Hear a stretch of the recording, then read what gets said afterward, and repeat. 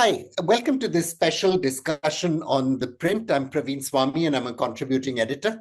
I'm joined by Christine Fair, who is, of course, too well known to need an introduction, but she's a professor at Georgetown University and the author of several books on the Pakistan military, but also on the Lashkar-e-Taiba and how it sees itself. We're going to be discussing today the still unfolding crisis that's built up since the terrorist attacks, which claimed the lives of 26 people in Pahalgam. We're going to be talking about how India's responses might play out. But more importantly, what Pakistan itself sees as the end game in continuing to sponsor terrorist groups in Kashmir, and what its generals might be thinking about possible Indian retaliation and how they would respond to a potential punitive Indian attack. So, Chris, first question for you, and your book, The Lashkar in its own words, goes a great way towards answering this question. Why does Pakistan continue to sponsor these groups? Is it some sort of imagined revenge for what India is doing in Balochistan? Is it to keep the Kashmir cause alive, even though it might seem to have died out in recent years? What is the end game behind continuing to do things, which, of course, periodically explode into these crises? Well, first of all, thank you for having me again. It's always fun hanging out with you to discuss these issues. So secondly, we have to understand that the Pakistan Army is really an insurgent organization. And you can't defeat an insurgent organization. India doesn't have the capacity or means to defeat the Pakistan Army decisively. And so the way an insurgent organization shows that it's winning is by demonstrating episodically that it hasn't been defeated. And so Pakistan places a high priority upon conducting these attacks, particularly when some sort of normalcy appears to return to the valley. That's exactly when Pakistan wants to strike. And it's actually fairly easy to do. I've been watching a lot of the Pakistani criticisms of the shortcomings of the Indian counterinsurgency grid.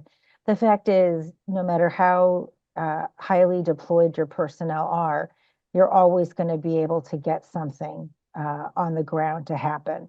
It's just the way insurgency works. And in fact, the larger counterinsurgency footprint you have over time, the more pissed off the locals are and the more hospitable they become to facilitating these kinds of attacks. So the basic reason behind it is that the Pakistan Army sees itself as wanting to retard India's hegemony in the region. And this is the way that it can do it. It can't do it any other way. So I want to flesh out that idea of the Pakistan Army as an insurgent group a little bit more. Here is what seems from the outside to be a conventional military, not just well armed with the usual planes and tanks and whatever, but also with nuclear weapons. And yet you're suggesting that its thinking is that of an insurgent organization. Can you flesh that out for our audience a little bit more? So in the same way, basically along the line of control in the international border, Pakistani and Indian security forces are equally matched. So while India has this large advantage on paper, that advantage doesn't really come to play. It would take India, I couldn't even tell you the number of weeks to move those forces from the east and concentrate them on the west. And Indian forces are actually pretty bulky. Anyone in the world would be able to detect them immediately, and immediately the international community would be going into high gear, right? So the Pakistan Army has a conventional army that it can't really use. And it has nuclear weapons that it can't really use, except in the following way. They generate risk. So that when the Pakistanis inevitably sponsor a terrorist attack, and we should be really clear here, unlike Pulwama, we don't have a smoking gun. Right. Pulwama, it was really clear that it was Daesh. There's a suicide bombing video. This was we should perhaps spend some time talking about how this is not Pulwama. But when it invariably does sponsor an attack of this nature, nuclear weapons generate risk to the Indians to ensure that their responses are limited. And so, a lot of people are losing their heads right now over Pakistan war. I'm not losing any sleep at all because what we learned from Kargil was that any conflict that breaks out between India and Pakistan perforce has to remain limited because of the presence of nuclear weapons on both sides. So to go back a little bit in history, if I was a Pakistani general, I would be thinking, what did I actually get out of past episodes like this? So you had the 2001, 2002 crisis, which some people call the Twin Peaks crisis. Musharraf successfully deters India with his conventional weapons in the sense that India doesn't go to war. But he ends up having to engage in a peace process and choke off many of the jihadist groups he supported for many years. Come to 2016, the so-called surgical strikes across the line of control, the 2019 one even more so, where India sort of tries to land a punch and Pakistan lands one right back. None of these end in a military defeat for Pakistan, but each time Pakistan backs off and goes for some ceasefire and restoration of the quid pro quo along the line of control. That's why I call them an insurgent organization. That's exactly what insurgents do. Land a punch and then back away. But Yes. what would, given that things in Pakistan are fraught, would the Pakistani leadership perhaps be thinking, hey, we need something that rallies the country around the flag. The Indians will Yes, react in a certain way. Would that absolutely. be the reasoning?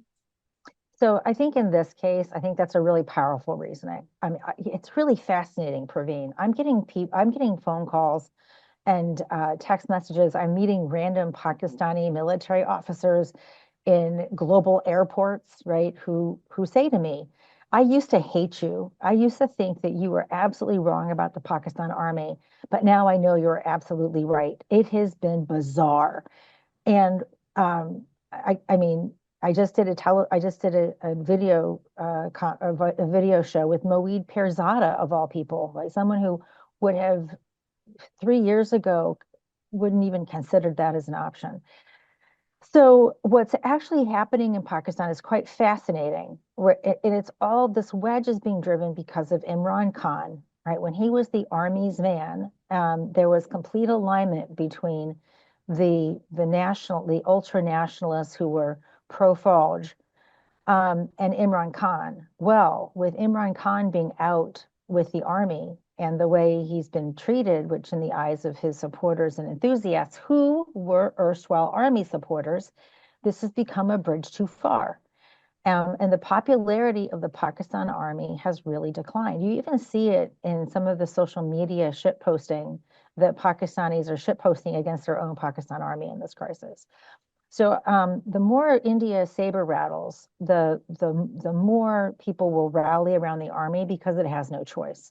And so this always has that effect. The other effect that it always has, and this is really played out, I've been rather surprised at Jaishankar's inability to get a favorable, singular voice on how the world views this attack. The EU is basically pulling the both sidisms, right? Both sides are encouraged to de-escalate. Both sides are encouraged. Russia pulled a both sidism. China more is on the side of Pakistan, of course. The US has been so chaotic and polyphonous in its response, it's not really clear.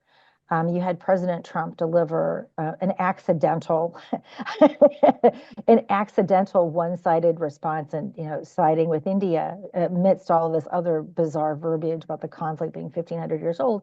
But then you've had Marco Rubio go back to the both sidisms. But Pakistan benefits inordinately from the both sidism talking points. Pakistan interprets the both sidism talking points from global capitals as support for its position, in the same way that Indians view both sidisms as support not for its position. So I think a lot of people don't really appreciate the benefits to the Pakistani state that accrue from these terrorist events. As I write in my most recent book, and I recently wrote a piece with Ilyas Khan looking at how. Which I very much enjoyed. It was an excellent piece. Thank you. I saw that you promoted on Twitter. Thank you. It was a pain in the arse to write because it, it was a really lengthy book. But we show that not only does Lashkar-e-Taiba shore up the Pakistan's military objectives outside of Pakistan, but it also shores up its political objectives within Pakistan. And we always have to keep track of these dual purposes of these groups. They're both external as well as internal. One of the Especially things I find, Lashkar. if I may butt in for a second, but one of the things I find intriguing is that despite the continued activities of the Lashkar-e-Taiba, they might be low grade, but there is a political party. There are leaders with, internationally sanctioned leaders like Abdul Rauf with Facebook pages. There are rallies they take out in cars, but the Pakistani media itself doesn't report on these events. They don't ask where Masood Azhar might be or might not be. Criminal cases that are supposed to have taken place against 2611 perpetrators, you don't hear where they might be in jail or what they're doing. Is that a silence that you think is imposed, or do Pakistanis genuinely not think that these groups exist or of some importance? I do want to say they used to report on these things. They used to report on them. That's how I got all my information. That's how you got your information. Yes. They used to report. What I've noticed, so I wrote this book in 2004 called Fighting to the End, The Pakistan Army's Way of War. The Pakistanis, I think, after that book, they became very much aware that international scholars are monitoring Pakistani publications much more seriously, right? Because the reason why they hated me so much was that I use exclusively Pakistani sources, including things like the Green Book. Now, if you look at the Green Book, it's just a bunch of commercial garbage, right? It's completely vanilla, all the sort of passionate conversations that took place that have vanished. And there's just a lot of, what's the word I'm looking for? A lot of chaploosi being done. You saw a similar thing. I remember I used to read very closely India's MOD reports. Sometime around 2004 to 2005, they blew up. They used to just be cut and dry, very informative. Sometime around 2005, you can go online and you can see when the memory size just blew up. They became festooned with photos. It basically became, look at what India is doing. It became part of a marketing instrument. So to your original question, I think the Pakistanis are very much aware that people are monitoring Pakistani press, that there are resources devoted to, there are whole think tanks whose whole job it is to scour the Pakistani press for these kinds of events. And so I think it's being imposed upon them. I mean, most of the stuff that gets published in Pakistani newspapers, I would venture to say, is not terribly interesting to most Pakistanis. I'd venture to say that of most newspapers. Sadly, that's probably true. What are India's options now? So let me take them off for you. We had the 2016 Uri sort of raid, which was just some skirmishing along the line of control of a kind that's gone on for decades, but this time it was publicized. You've had air raids across the border and the threat of missile strikes. And you've, of course, gone all the way to full-scale military mobilization in the 2001 and once to war in Kargil, but that was a little different. None of those have quite obviously secured deterrence for India. Should India try one of those strategies again to show that it's furious and that it will respond, just to introduce uncertainty into the equation? Or should India be trying to do something completely different, in your view? So it would be great if India could do something completely different, but I don't really, I think given where India's defense modernization is, I don't really see that happening. Boy, it would be really great if there was an armed drone strike, right? Because that would really show a technological escalation on India's part and sort of like an increased step towards escalation dominance in the air. I don't know if that's an option right now. I'm pretty sure it's not. But let's talk about how this is not those other attacks, right? So this isn't Pulwama. This didn't involve the Central Reserve Police forces. And I mean, I think you know your coverage of it. Indians are generally more outraged by the loss of security forces' lives than they are, especially Jawans, than they are from regular, ordinary citizens. I That's think right. that's In fact, I should jump in because people will potentially be upset by what you said.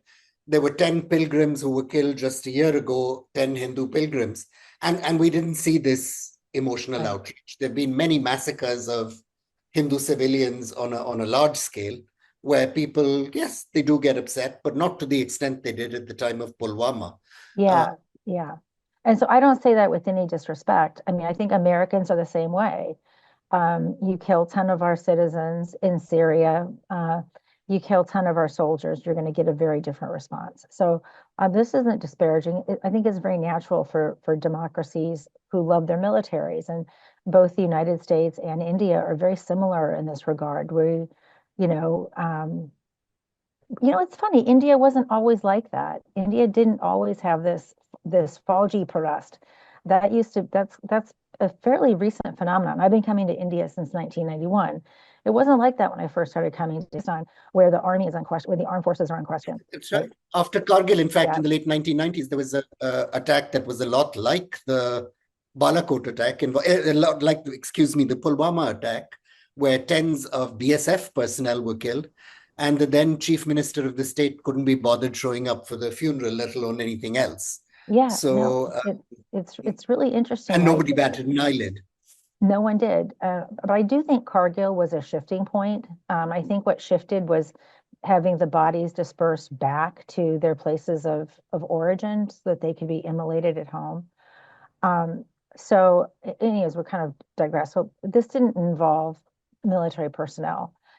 Also, there's no smoking gun. Pulwama, it was incredibly provocative. Jaish-e-Mohammed, after 20 years, basically conducts a suicide attack. And it had been about 20 years that Mm. right? Jaish conducted the first suicide attack in Kashmir, and I believe it was 2000 or 2001. And then we, Yes. right, and then we have this huge hiatus, and we have a video. So you have military personnel that are attacked, and you have a smoking gun, and not only a smoking gun, you have a friggin' suicide bombing video. And so that means that you have a home address in Pakistan, right? You know that this is Jaish-e-Mohammed. So this isn't Pulwama. There's no smoking gun. It's not, I mean, the resistance front took credit, then it retrenched. Um, there's no reason for it to retrench if it did it. And these are civilians. And so without an address, what are the pockets? And of course, it's Lashkar, which is a Punjab-based organization. So let's just pretend that a smoking gun is found. At this point, I'm very dubious that there's going to be a smoking gun. The target sets are still in, the Punjab is not a target set that's in play, at least not with the current technology that India has. Um, and Murid-K is in this sprawling urban morass, right? The international community would be ballistic if India, and I don't think India could. I think Pakistan's air defenses are better than as Balakot itself suggested, right? Pakistan's air defenses are better than I think Indians suspected. You have strikes into Azad Kashmir. Those are not game changers. One of the ways that you could is some sort of new munition, right, that India hasn't used yet. Like one of the ways that made the attack on Jaish so spectacular was the use of the spice munitions that caused a lot of buzz. They didn't do what they were supposed to do because the targeteers got their targets wrong. But Mhm. had the targets been right, they would have done a lot of damage. You can imagine, and it's not really clear that the aircraft went into Pakistani airspace or whether it was into No, I think there's a non-contested. consensus now. They stayed on the Indian side of the line of control, Yeah, that's at least at that. the time of launching the Yeah, missiles. that's my understanding too. So I'm glad to know that there's a consensus to that point. But nonetheless, they use Indian assets to penetrate Pakistani airspace. So I don't think, given the nature of the attack, the lack of a smoking gun, I don't see that India has a lot of game-changing options. I mean, I think its options are just really one, you kind of laid out a menu. Um, the only way that India could bring some razzle dazzle is if it could use a new type of aircraft, like I said, a drone or some kind of new munition. Even the spice, using spice again isn't going to have the same razzle dazzle. So I think the Indians have kind of outdone themselves at Balakot. It's going to be really, and let me be really clear about Balakot. Um, I hope the Indians learned that they didn't have escalation dominance. Had the Pakistani ISI not, in the fog of war, come up with this Dusra Banda, Di Kahani, where India could claim it shot down an F-16, what was the de-escalation? What was the de-escalation off-ramp? No, it would have been extremely difficult. And we have these accounts of the Indian National Security Advisor holding out some missile threats in the middle of the night. We don't know if those stories are true, definitively, or but the Pakistanis then responding by saying that they would also fire missiles. And at that point, things could have gone who knows where. Correct. So had the ISI not had the Dusre Bande di Kahani, we don't know where this conflict would have gone, because basically the Pakistanis had their pound of flesh with the MiG shutdown, and the Indians had their illusory pound of flesh with the bogus F-16 shoot down. But no Indian, your average Indian believes that F-16 was shot down. So the fictive pound of flesh was what India needed to de-escalate. And had that not been apparent, this time around, I don't know what. One of the things we know from eyewitnesses is that several of them claim, and of course, they claim that the attackers had GoPro cameras or some sort of little cameras on their mounted on their heads. Now we know that eyewitness testimony in these terrible, stressful situations is notoriously unreliable. These executions, and it's possible that video will come to light. Would that, in your view, change anything very substantially, or would the kinds of restraints on Indian action spoken of still apply at that point? No, I mean, I think that the political pressure on India to do something extraordinary would be really profound if videography of those assassinations were to materialize. I should go back and look at the zipliner video. I don't remember seeing, because we had the attackers in that zipliner video. We thought we did, but the NIA has now cleared the two zipline operators of any role in, they questioned them and they let them go. No, I mean, didn't they have some of the shooters in their videography? At the far back, but we cannot tell anything very clearly, apparently. If they had GoPros. I'm given to understand there are smart people working at enhancing gotcha. the video footage around, and maybe, but the shooting had begun by that point. Right. We hear, so, I mean, there were tons of people with mobile phones, and I think the process of enhancing some of that footage is going on. But there are these video accounts about the attackers themselves having some sort of mobile device they were using. And I wonder if that might be one of the potential changes in this story. The second thing is actions like the actions like the Indus Waters Treaty. I mean, yes, India can't store very much water in its existing reservoirs, but it can mess around a little bit by releasing water at inappropriate times in the crop cycle or holding back water for a couple of days. In your view, is this an effective punitive action that will coerce the public or just irritate people in small peasants in Pakistan, who are, after all, the sort of catchment area for the Lashkar? Yeah, I don't think it's going to have any significant consequences. And it's a game to be played lightly, because China also has involvement in water treaties that affect India. So this is a game that can be played both ways. China could, is it the Brahmaputra in the east? I forget. Yeah. The Chinese are building a massive dam there. They're refusing to share certain kinds of data India would like to have. So that's, yes, emerging capacity, which could be very consequential. Yeah, so India has to play the Indus Water Treaty lightly because, China will not hesitate to act on behalf of Pakistan. We've seen that repeatedly. Right, we saw that at the UN Security Council when China was very involved in getting a milquetoast declaration about this terrorist attack. So we know where China lines up. It lines up behind Pakistan. And so the water game is a game that India should play very carefully. Final sort of layer of this final piece of this very complex puzzle. As you mentioned earlier, we've got a bunch of statements out of the United States that aren't necessarily very congruent. I mean, you can take from those pretty much any message you would like to take on either side of the border. But fundamentally, in the way Bill Clinton was vested in the India-Pakistan equation, or Barack Obama, does a man like Donald Trump actually care? I mean, his first statement was almost that there's this, forget the 1500 years factual inaccuracy, but these are a bunch of savages who keep killing each other. Leave him at it. And is that his genuine position, do you think? Well, I want to make a comment about Barack Obama very briefly. Prior to Barack Obama, the U.S. usually said we call on both sides to solve all outstanding matters peacefully. Barack Obama changed that vernacular.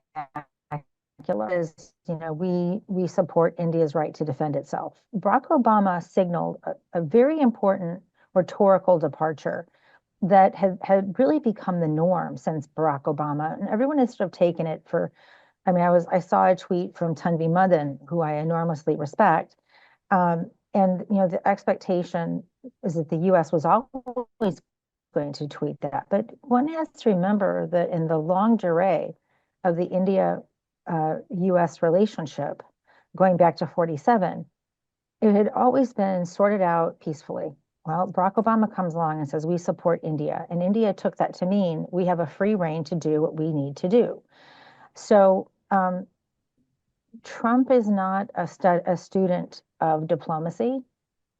I do not believe that Marco Rubio is a student of diplomacy. And they may simply be unaware of the important differences between sort it out peacefully and we defend your right to defend yourself.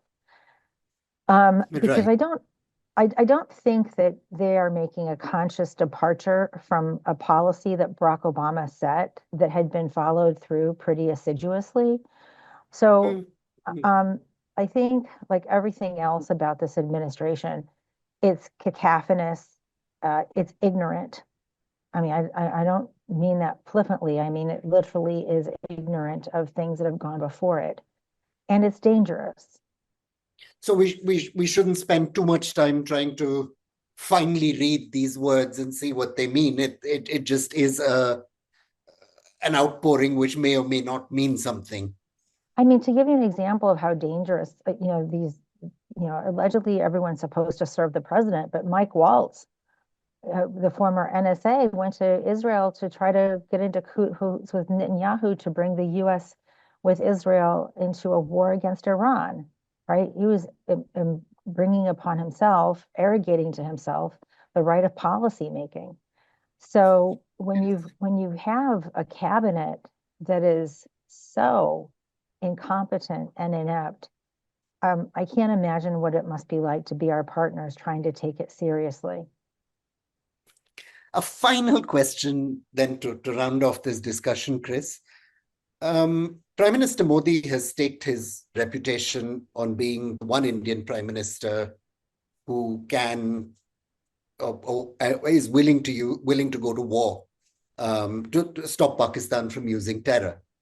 And across his many years in office now, he's tried various kinds of things to do that with mixed success.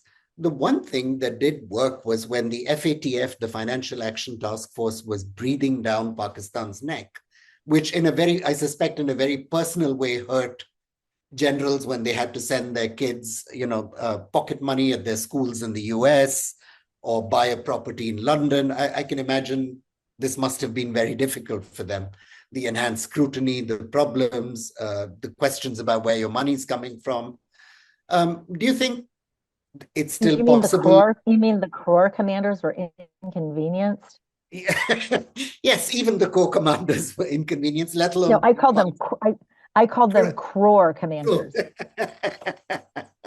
crore commanders.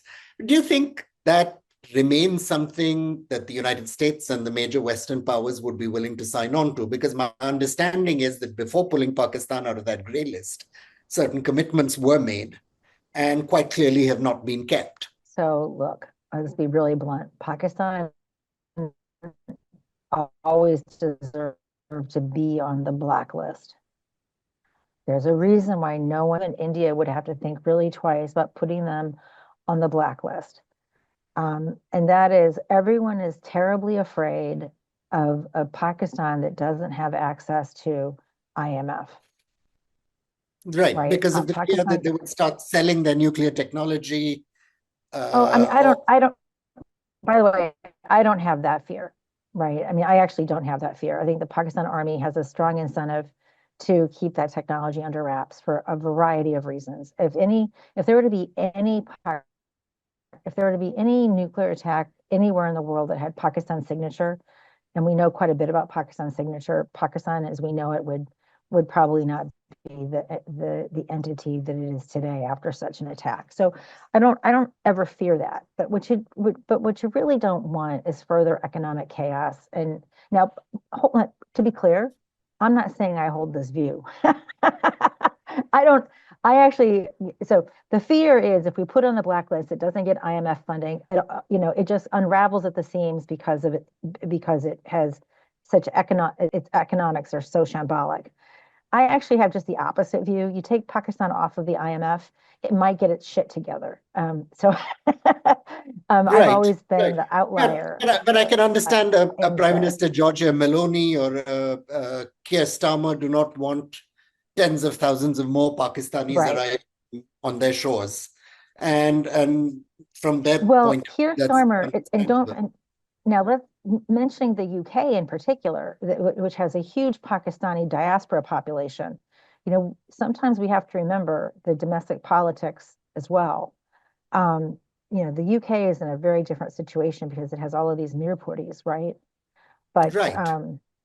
yeah, so In that fact, just adds there was a more fascinating little complexity. insight recently where some British members of parliament wrote to the Prime Minister asking why an airport hasn't been built in Pakistan occupied Kashmir.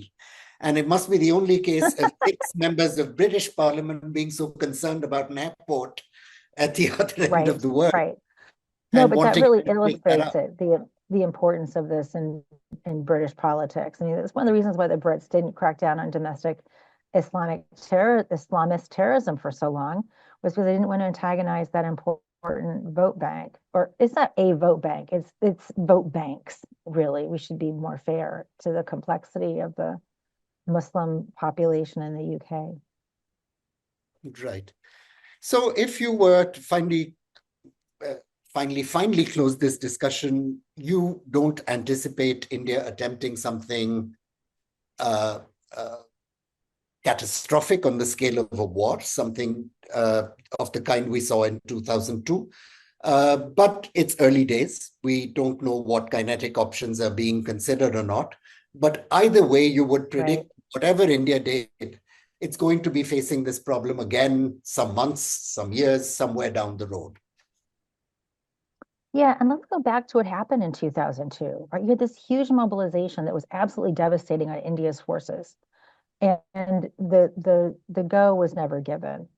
It took, my understanding is, all of the aircraft that were deployed to the desert, it took over a year to get those aircraft prepared from sitting in the desert that long. So one also has to ask, what did India get out of that demobilization? Um, Not demobilization, that huge mobilization, and then it being mobilized for what I think it was. They stayed in place until after the Kashmir election, which happened in October. So, if you're learning lessons from your own past actions, I'm not sure what India got out of that, right? The United States, what it did do, it put a lot of pressure on the United States. Um, what it also did do was that it moved Pakistan's forces from the west to the east And that was when Osama bin Laden escaped into Pakistan. In fact, I have long believed that the Jaish al-Mohammed attack, because Jaish is an old al-Qaeda ally, I've long believed that the Jaish attack was precisely targeted to allow Osama bin Laden to escape into Pakistan. Um, the timing of it's either that or it's like the greatest coincidence in the history of this conflict, right? But anyways, I think India's options are pretty limited because of the nature of the equally distributed forces of nuclear weapons. I mean, India's options are kind of akin to using different lawn mowers to mow the lawn. Well, that's slightly depressing, but probably accurate place to end this discussion. I'm truly grateful that you could make time. I understand you're on vacation. I'm truly grateful you made the time for us. Oh. And we will be back. We'll be No, back. I'm grateful you had me. I'm grateful you had me. And we'll be All pestering right. you All right. Have a good hopefully day, after your Praveen. vacation. Thank you. Bye-bye.